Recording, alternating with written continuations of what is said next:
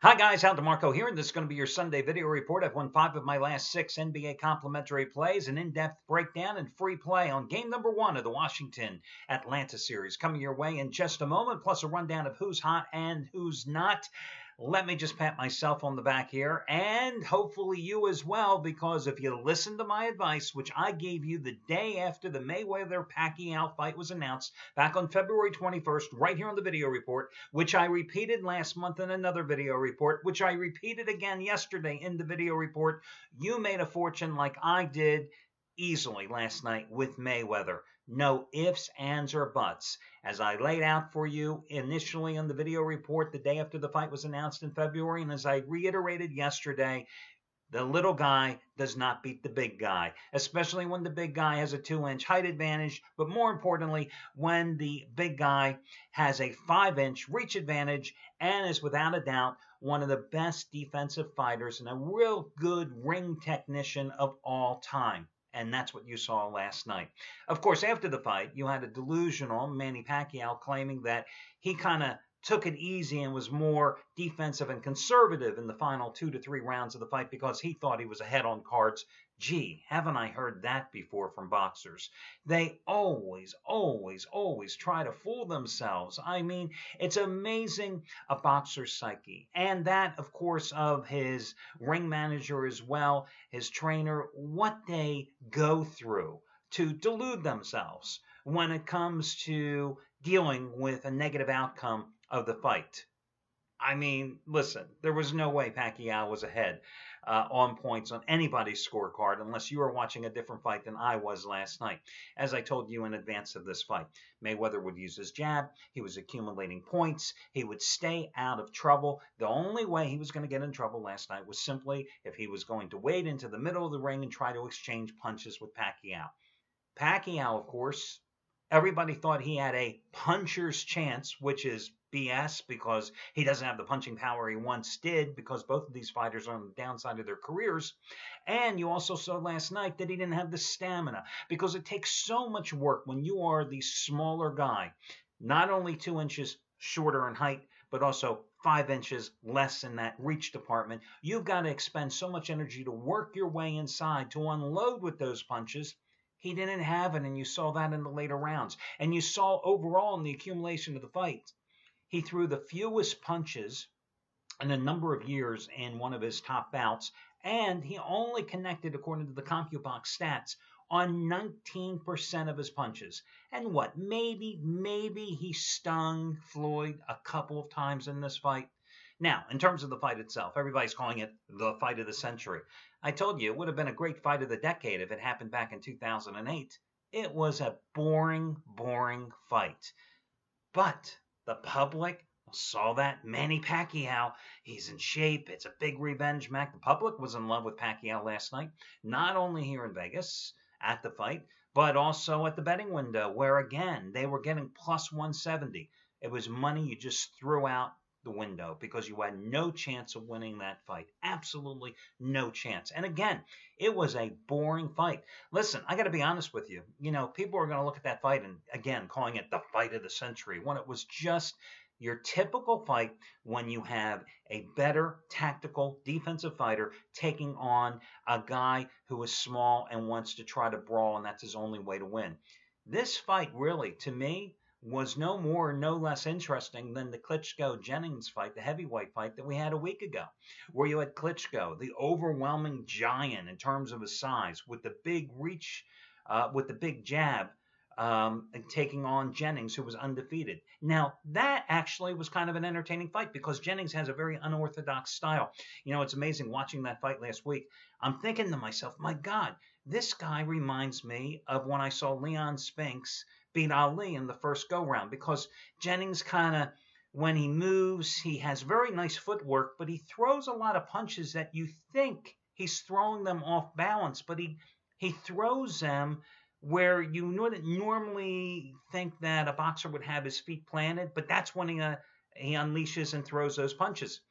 And then about 3 rounds later in the fight, I think it was Roy Jones Jr. say the exact same thing, that his style reminds him of Leon Spinks, and I'm going, yeah, I've been around boxing a little bit. I knew that too. I knew it before Roy and the public knew it probably. But same type of situation.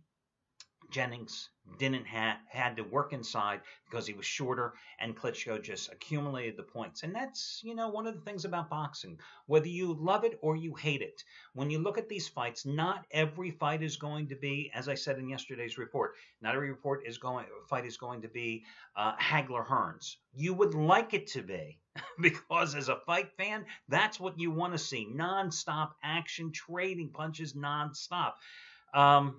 But more often than not, what you get is you have a kind of a boring fight, a tactical fight with very few oohs and ahs. So anyway, hope to God you didn't pay $99 for that damn fight though last night. What boring fight. Okay, let's talk about basketball, the best sport yesterday. Hey, listen, the best event. That fourth quarter of the Spurs game last night in LA. I've watched a lot of basketball over the years. That fourth quarter was one of the best quarters of basketball in a big game, a fourth quarter, that I have ever seen in my life. I mean, that was exhilarating. It was thrilling.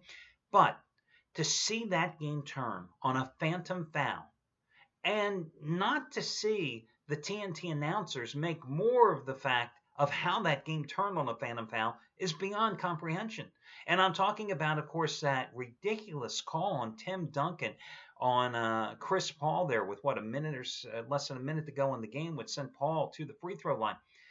Duncan, screamed the referee, unfortunately, who was behind him. Yes, from behind, it looked like he clipped, no pun intended, the Clippers' Paul on the hand in the process of shooting.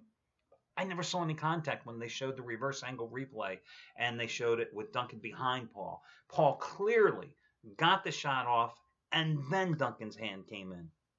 Bad call. And for the Spurs to lose that way, just a horrific way to go down. But as far as I'm concerned, hey, I'm perfectly fine with it because, of course, I had the Spurs plus 2.5. Some places you got the Spurs plus 3, and yesterday was just another illustration, an example of why I always tell you, 99.9% of the time, guys, you bet the favorites early, you bet the underdogs late, because you ride the money that way, and often you'll get an extra half point, which will come to your advantage later in the card, later in the day. And it was kind of interesting yesterday because, 2 or 3 guys here at the site had big plays on the Clippers on the money line.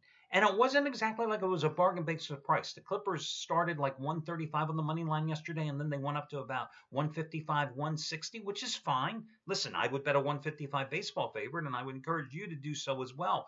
But I thought it was kind of interesting because you're taking the Clippers on the money line, and yet the Clippers are only a 2 to 2.5 point favorite. So you're saying that the Clippers, just in case they fail to cover and win by 2 to 3, you're getting that added protection because you're willing to edge the odds in your favor by playing them on the money line. Well, geez, you were psychic yesterday, and it was a damn good investment. I kind of questioned it when I saw it. I thought, well, I want to play the game that way. But then again, I was on the underdog. But a great call by the guys that were on the money line with the Clippers yesterday, and also a great call for anybody that had the San Antonio Spurs. And chief among them was, no ifs, ands, or buts, Steve Buden's #1 NBA crew out of New York. They did it again yesterday. Another 50-dime winner, San Antonio. And today, they have playoff winner number 18 out of 20, dating back to the start of last year's NBA Finals. 18 out of 20. And it's 50-dime playoff winner number 17 of 19, the Warriors-Grizzlies Game 1 side. They're 12-3 so far in the playoffs, and you've got in every single one of those plays at huge discounted prices. And today, you get another play as the half-price play of the day simply by using coupon code NYC. You got the Spurs last night for half price. You got their 50-dime winner on Friday with Atlanta, half price. Same thing on Thursday with Chicago. Same thing on Wednesday with Atlanta. Same thing on Tuesday with Houston. Another play, another 50-dime release, another half price play of the day release, courtesy of Steve Buden's #1 NBA crew. And that coupon code again is NYC. NYC. By the way, if you want the total on that game, look no further than the Brad Welton 50-dime playoff winner number 8 out of 9 on the over-under in that contest. Had the Spurs Clippers over last night. You got it for $14, saving $85 off the total purchase price. Do it again today using coupon code BRAD and get it for $14, BRAD. All your other discounts, coupons, etc. are available over on the homepage. Let's talk now about game number 1 of the Atlanta series taking on the Washington Wizards.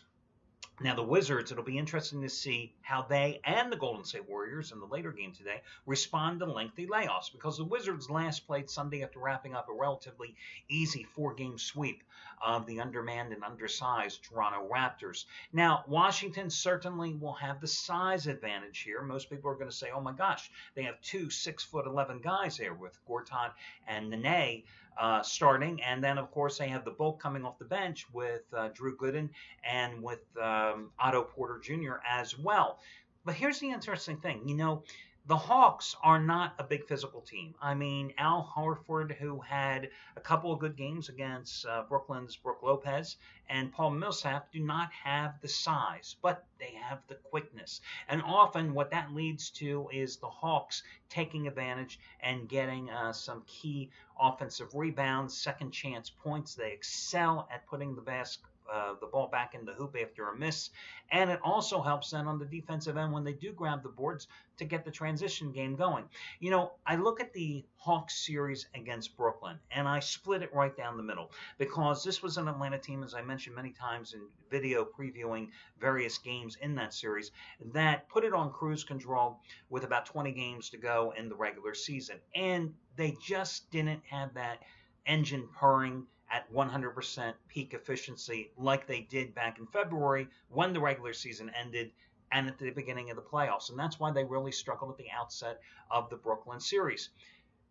First 3 games in that series, the Hawks scored 99, 96, and 83 points. The last 3 games, of which they won 2 out of 3, they scored 115, 107, and 111. Now, that is the Hawks team, generally every single night, with 4 out of 5 starters in double figures that won 60 games during the regular season. Now, Hawks won 3 of the 4 regular season matchups, okay? First one back in late November. I think it was maybe right around Thanksgiving. You got to throw that one out because the Wizards didn't have Bradley Beal, didn't have Nene, okay? The last game, just a couple of weeks ago, got to throw that one out as well because all 5 of the Hawks starters were either rested or were hurt, so they didn't play in that game. But let's look at the other 2 games played when both teams were at full 100%. January 11th at home, Hawks rolled 120-89. Everyone played for both teams. Hawks actually out-rebounded the bigger Wizards by 3. Washington, 19 turnovers in that game, and the smaller Hawks outscored Washington by 8 points in the paint, with Jeff Teague coming with a nice all-around game, 11 points and 10 assists to lead the floor brigade for Atlanta. Then, February 4th, what happened then? Well, also in Atlanta, Hawks won 105-96. Teague, 26 points, 8 assists in that game. And the Hawks out-rebounded the Wizards again by 4. So it's not like the big size advantage that Washington has is going to be a difference maker in this particular series. All that being said, I think the way the Hawks finished the Brooklyn series in an upswing offensively, I think with the way that they were able to manage to deal with Washington's size advantage during the 2 regular season full strength matchups, and the fact that the Wizards are coming off a lengthy respite here of 7 days off, I think all that leads me to going ahead and taking Atlanta -5 in game number 1. And I really like this play. If it wasn't for the fact that I had a baseball underdog that I liked more today, I would have made the Hawks my best bet. Also, something else to consider. DeMarre Carroll, he is their best lockdown defender. He usually plays the top scorer on the other team. Well, his job in this series is going to be to put the clamps on Paul Pierce. And let's face it, Pierce had a very strong series against Toronto. Raptors didn't have anybody to play him, okay? Raptors weren't a very big team either. They weren't a very good team, basically a 3-guard oriented team.